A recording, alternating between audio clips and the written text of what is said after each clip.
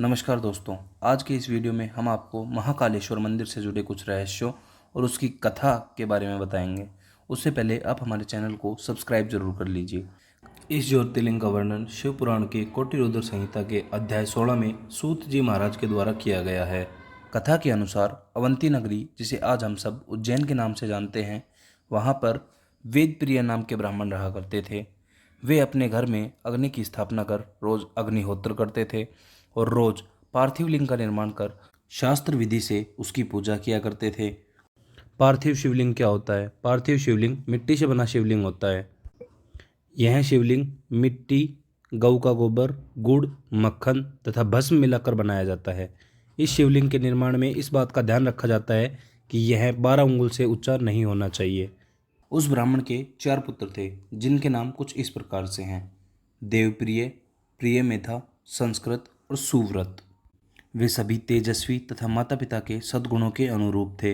बात उन्हीं दिनों की है जब रत्नमाल पर्वत पर दूषण नामक एक असुर ने ब्रह्मा जी से अजयता का वरदान प्राप्त कर लिया था।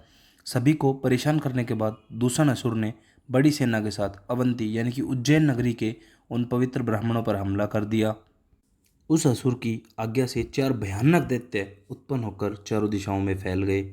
उनके भयंकर परेशान करने के बावजूद भी शिवजी पर अपार विश्वास दिखाने वाले वे 4 ब्राह्मण भाई डरे नहीं।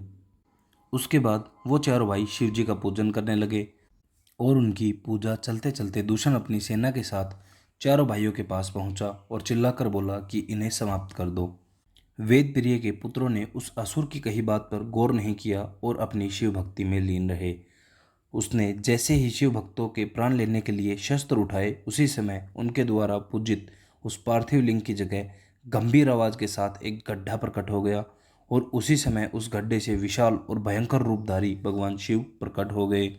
दुष्टों का विनाश करने वाले तथा सज्जन पुरुषों का कल्याण करने वाले भगवान शिव ही महाकाल रूप में पृथ्वी पर प्रकट हुए थे और उन्होंने असुरों से कहा कि मैं तुम जैसे दुष्टों के लिए ही महाकाल के रूप में प्रकट हुआ हूँ। इस प्रकार असुरों को धमकाते हुए भगवान शिव ने अपनी फुकार मात्र से ही उन असुरों को भस्म कर दिया और उन सभी ब्राह्मण भाइयों से प्रसन्न भगवान शिव ने उन्हें आश्वस्त करते हुए कहा कि मैं महाकाल महेश्वर तुम लोगों पर प्रसन्न हूँ, तुम लोग मुझसे कोई भी वरदान मांग लो। तब ब्राह्मण भाइयों ने कहा कि हे भगवान, आप हमें मोक्ष प्रदान करें और सभी के कल्याण और रक्षा के लिए यहीं पर विराजमान हो जाइए।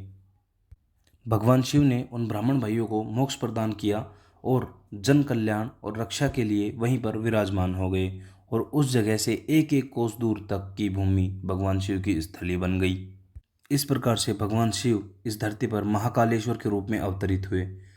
1234 में इल्तुतमिश के द्वारा इस प्राचीन मंदिर का विध्वंस किए जाने के बाद यहाँ जो भी शासक रहे, उन्होंने इस मंदिर के सौंदर्यीकरण की ओर विशेष ध्यान दिया। अब आते हैं इस मंदिर से जुड़े कुछ रहस्यों के बारे में। माना जाता है यहाँ कोई भी मंत्री या सत्ता में रहने वाले नेता कभी रात नहीं बिताते, क्योंकि यहाँ का राजा केवल सिर्फ महाकाल को ही माना जाता है। उनके अलावा उज्जैन नगरी में कोई और सत्ता में नहीं रह सकता। ऐसा माना जाता है कि जिसने भी यह दुस्साहस किया उसकी सत्ता अगले ही कुछ समय में छिन गई। पहले महाकाल की आरती चिता भस्म से की जाती थी तथा उसी से श्रृंगार किया जाता था, लेकिन एक बार उज्जैन के शमशान में कोई चिता भस्म नहीं थी, तो वहाँ के पुजारी ने अपने पुत्र की बलि देकर आरती की। इससे भगवान शिव बहुत प्रसन्न हुए और उस पुजारी के पुत्र को जीवन दान देकर कहा कि आज से उनकी आरती कपिला गाय के गोबर से बने कंडों से की जाए, और तब से ऐसा ही होता आ रहा है और यह आरती पेड़ों की छाल और कंडों से बनी भस्म से की जाती है। महाकालेश्वर मंदिर के बारे में तो आप सभी जानते ही हैं, लेकिन क्या आप श्री नागचंद्रेश्वर मंदिर के बारे में जानते हैं? इस मंदिर में नागचंद्रेश्वर की प्रतिमा के ऊपर भगवान शिव पूरे परिवार सहित विराजमान है। आपको ये जानकर हैरानी होगी कि ये मंदिर वर्ष में केवल एक बार खुलता है, वो भी सिर्फ नागपंचमी के दिन। यह शिवलिंग पूरे विश्व का एकमात्र ऐसा शिवलिंग है जो कि दक्षिण मुखी है, बाकी सभी शिवलिंग या ज्योतिर्लिंग उत्तर मुखी हैं। ऐसा भी कहा जाता है कि इस मंदिर के सामने से कोई भी बारात नहीं जाती है, क्योंकि महाकाल के सामने घोड़े पर बैठना उनको अपमान के बराबर लगता है। पूरी वीडियो देखने के लिए आप सभी का धन्यवाद। हमारा अगला एपिसोड ओमकारेश्वर ज्योतिर्लिंग के बारे में है, तो हमारे चैनल से जुड़े रहिए और बोलिए हर हर महादेव।